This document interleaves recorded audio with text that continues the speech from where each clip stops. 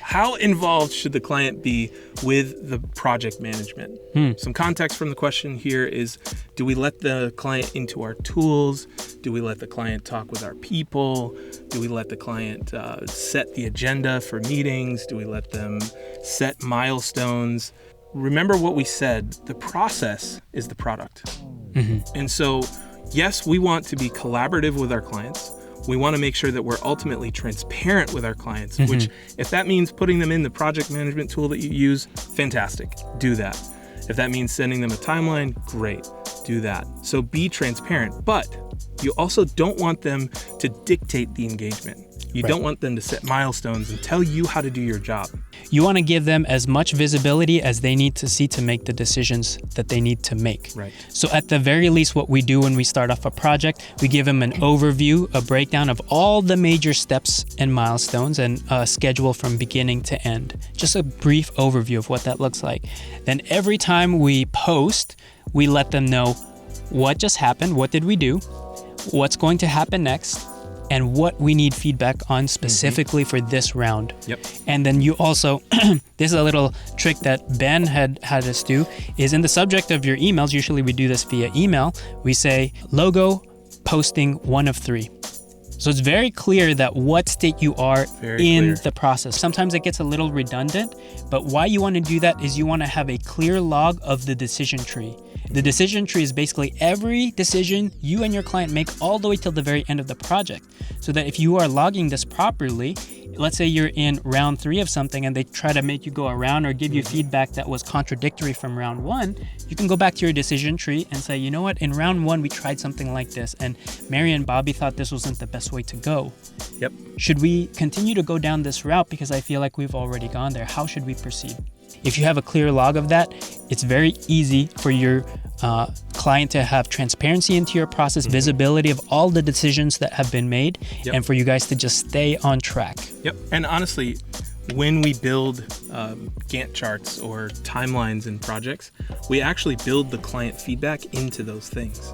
So they know, because we share this with them, they know that after we submit, they literally have 3 days, 5 days, whatever that time frame is, to get back to us and get us a decision, or the rest of the project is going to be delayed.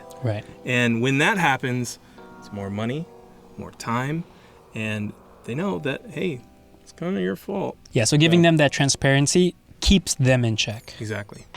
So what happens when they miss the milestone? If you are doing what we just spoke about and being very transparent of where you are in the stage of the project, it's very clear that if a client has missed milestone number 1, that for us, we just have them lose a round of revision. So let's say typically we give clients 3 rounds of revisions per deliverable. So if they miss giving us feedback on round 1, then we say, you know what, we lose a round of feedback towards the end. And they're okay with that because they know that they needed the extra time. And then that keeps going so that you could still stay on track to hit the deadline. Right? Other ways that you can do this, you can bend. You can bend. So let's say if you're working on a project and there's 3 deliverables and deliverable number 1 is going so smoothly. Actually, you only posted once and the client's like, yep, that's good to go. We could go print that thing.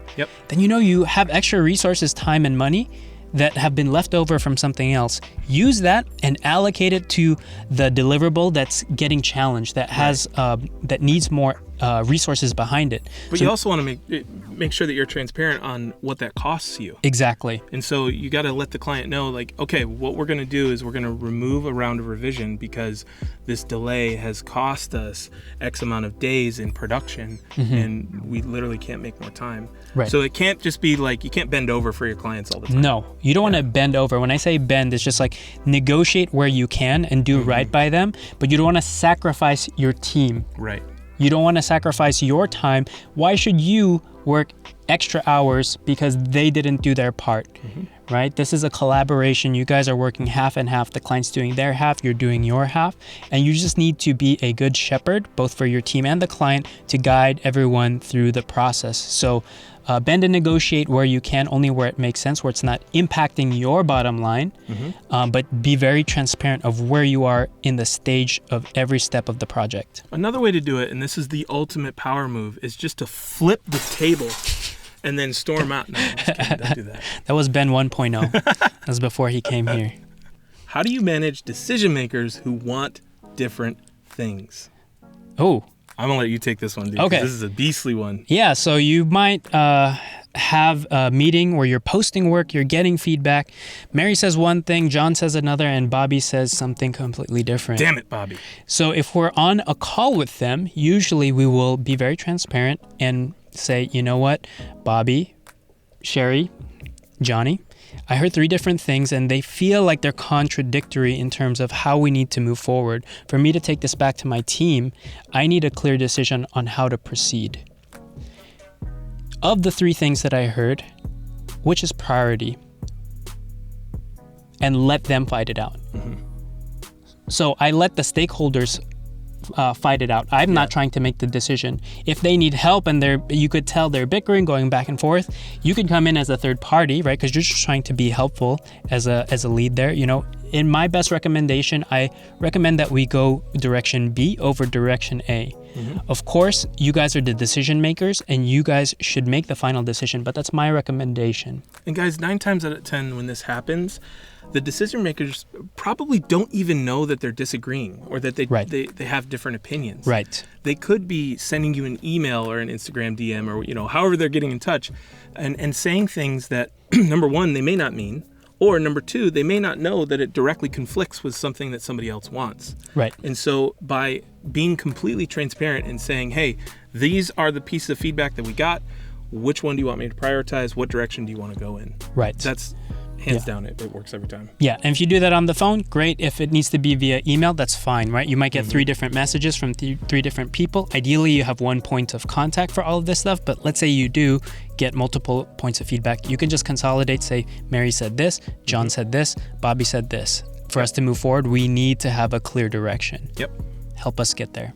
I hope you guys got value out of this. And if you want to see more about project management and what it takes to run a creative business, let us know in the comments below. And if you want to run your projects like a pro, consider taking our course, the Practical Project Management course, which we're leaving a link in the description below.